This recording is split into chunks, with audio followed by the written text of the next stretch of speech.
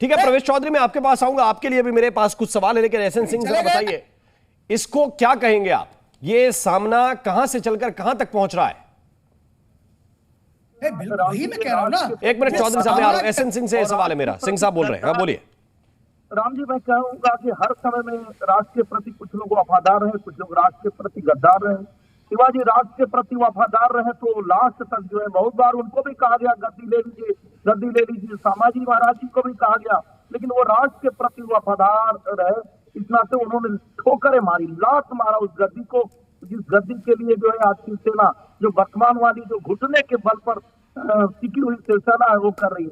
गद्दार शिवसेना है ये है जो आज इस तरह की बातें कर रहे हैं। किसकी बात कर रहे हैं? उस तालिबान की बात कर रहे हैं जो 10 साल से अधिक की उम्र की बच्चियों पे प्रतिबंध लगा देता है कि नहीं वो स्कूल ही नहीं जाए, जो संगीत सिनेमा पर पाबंदी लगाता है, जो बुद्ध की प्रतिमा तोड़ता है, जो शरिया कानून को बढ़ावा देने की बात करता है, जो कहता है महिलाओं को ढक के रखना चाहिए। और सबसे बड़ी बात कहूंगा, आप किसकी बात करते हैं भैया? वो हिंदुत्व हृदय सम्राट जो बाला साहब थे, आज उसकी शिवसेना इस तरह से घुटनों के बल पे आ गई है जो कह रही है कि नहीं औरंगजेब ठीक था और शिवाजी महाराज खराब थे, औरंगजेब अच्छा था और संभाजी महाराज खराब थे।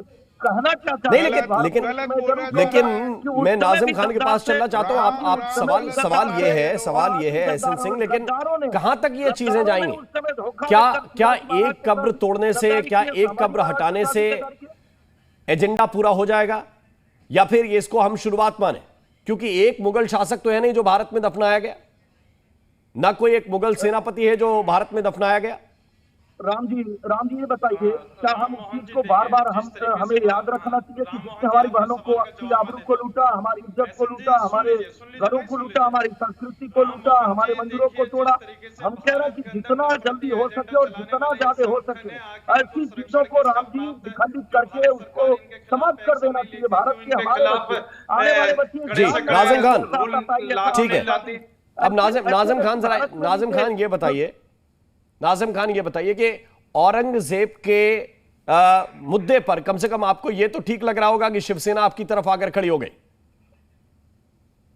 राम मोहन जी, मुझे बड़ा दुख हो रहा है कि शिवसेना ने खुद कहा कि बाबरी मस्जिद को इन्होंने गिराया। देखिए कितनी बड़ी बात इन्होंने कह दी है। और तो उसी बात है कि औरंगजेब कितनी बड़ी बात क्या कह दी, वो तो शुरू से ये कहते आए, पहली बार थोड़ी कहा। देखिए हाजी नाजिम को बहुत बड़ा दुख है कि हमारी अपनी मस्जिदों को इस तरीके से गिरा दिया जाता है, उनको शहीद कर दिया जाता है, और फिर टीवी चैनल पे आकर ये कहते हैं कि हाँ देखिए बाबरी मस्जिद को हमने गिराया। देखिए बड़ी ऐसी बातों से हाजी नाजिम को बड़ा दुख होता है और आंखों से आंसू आने चालू हो जाते हैं। इस तरीके की हरकत हम लोग बर्दाश्त नहीं कर सकते। और देखिए अब जिस तरीके की बात यहाँ पर आ रही है औरंगजेब रहमतुल्लाह अलैह के बारे में, और यहाँ तालिबान के में जिक्र करा जा रहा है, तो मैं ये कहना चाहता हूँ कि आज भारत के अंदर कुछ ऐसे नफरती संगठन है जो तालिबान से भी ज्यादा खतरनाक है, जो चाहते हैं कि भारत के अंदर नफरत फैलाए। औरंगजेब रहमतुल्लाह अलैह की कब्र को हटाने की बात करते हैं, तोड़ने की बात करते हैं, उनके खिलाफ सख्त से सख्त एक्शन ले भारत सरकार। ठीक है, मैं आपके पास वापस लौट कर आता हूं। इस वक्त एक बड़ी खबर मिल रही है, औरंगजेब की कब्र को लेकर उठे विवाद और बीएचपी और बजरंग दल द्वारा इसे हटाने की मांग पर कांग्रेस के राष्ट्रीय प्रवक्ता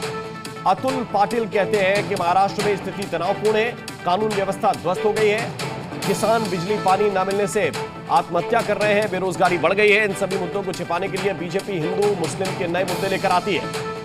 सारी त्रासदियों को छुपाने के लिए ये ऐसे नए हिंदू मुसलमान के मुद्दे निकाल कर सामने लाने की कोशिश जो बीजेपी करती है और उसकी संस्थाएं जो है वो करती है, ये सारे देश को, सारे महाराष्ट्र को पता है। ये मूल मुद्दों से ध्यान हटाने के लिए इस तरह के मुद्दे लाए जाते हैं, लोगों को इतिहास में उलझाया जाता है, धर्म के नाम पे उलझाया जाता है, तिरपालें लगाई जाती है। इसके पहले कभी नहीं देखा था देश ने, तो ये सब देश समझता है। अभी इनके इन बातों में कोई आने वाला नहीं है, मूल मुद्दों पे चर्चा इनको करनी पड़ेगी। क्या ये धर्म पर उलझाने वाली राजनीति हो रही है प्रवेश चौधरी? नहीं, हिंदू की बात करना क्या धर्म पे उलझाने वाला विषय है क्या? यार हम ये राम जी ये कह रहे हैं कि औरंगजेब कोई खुदा नहीं है, औरंगजेब कोई आप नफरत फैला रहे हैं देश के अंदर। मैं कह रहा हूं कि अरे औरंगजेब रहमतुल्लाह अलैह के बारे में अगर आप अच्छी तरीके से जान लेंगे ना परवेश जी, तो आप लोग नफरत फैलाने। राम मोहन जी, मैं ये कहता हूँ कि ये जिस तरीके के उसके बाद भारत के अंदर जो नफरत फैला रहे हैं, उन पर भारत सरकार लगाम लगाए। अरे परवेश जी, मैं तो कहता हूँ कि आपका जो संगठन है बिल्कुल नफरत फैला रहा है भाई। भारत सरकार क्यों आप लोगों के लगाम नहीं लगा रही है? अरे तालिबान से भी ज्यादा खतरनाक भारत के अंदर ऐसे संगठन है जो मुसलमानों के खिलाफ चल रहे हैं, मुसलमानों को मार रहे, मुसलमानों के खिलाफ ऐसा माहौल बना रहे कि मुसलमानों को एक मिनट एक मिनट ये बताइए नाजिम खान, इसमें मुसलमानों के खिलाफ कहां माहौल हो गया? भाई औरंगजेब से तो आप लोग नाता रखते नहीं है, कहते हो कि औरंगजेब हमारा हीरो नहीं है। उसकी कब्र पर अगर कोई बात चल रही है, कोई विवाद है, उसमें महाराष्ट्र सरकार, एएसआई, विरोध प्रदर्शन करने वाले सब शामिल है, इसमें मुसलमानों के खिलाफ क्या कहां विरोध हो गया?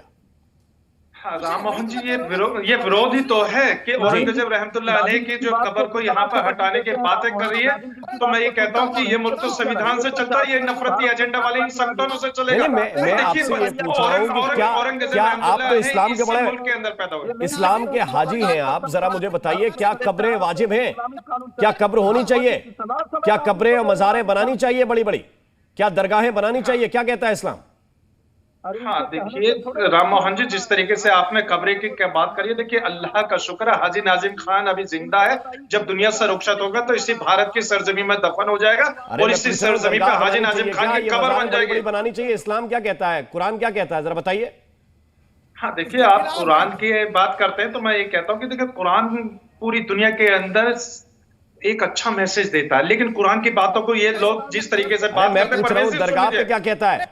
को पूछता है क्या? तो सुन लीजिए, यहाँ हमारे सूफी संतों की दरगाह है, दरगाह अगर भारत के अंदर है तो कोई दिक्कत तो नहीं, यहाँ तो संविधान चलता है, संविधान तो संत है क्या औरंगजेब? जायज है संविधान के तहत। नाजिम भाई बताए ना कि औरंगजेब संत था क्या? औरंगजेब रहमतुल्लाह अलैह उस दौर के वली थे जिन्होंने, किस दौर के वली थे? किस दौर के वली थे औरंगजेब? क्या बात कर रहे हैं? किस दौर के वली थे? एक आताताई था, दुराचारी था, आप झूठ बोल रहे हैं। अगर राम मोहन जी एक मिनट अब मैं किशोर तिवारी को लेके आना चाहता हूं। किशोर तिवारी औरंगजेब वली थे, रहमतुल्लाह अलैह थे, ये कहां लिखा है, किसने बताया? इससे भी सहमत हैं क्या आप? एक बात मैं पहले क्लियर कर देता हूं, वो एक आक्रांता थे, भारत पे उन्होंने राज किया, उन्होंने संभाजी महाराज पे बहुत अत्याचार किया और इस्लाम कबूल न करने के बाद उनको मार दिया गया। उन्होंने तेज बहादुर सिंह की हत्या की, उन्होंने कई मंदिर तोड़े, लेकिन बीजेपी के और विश्व हिंदू परिषद के प्रवक्ता यहाँ कहते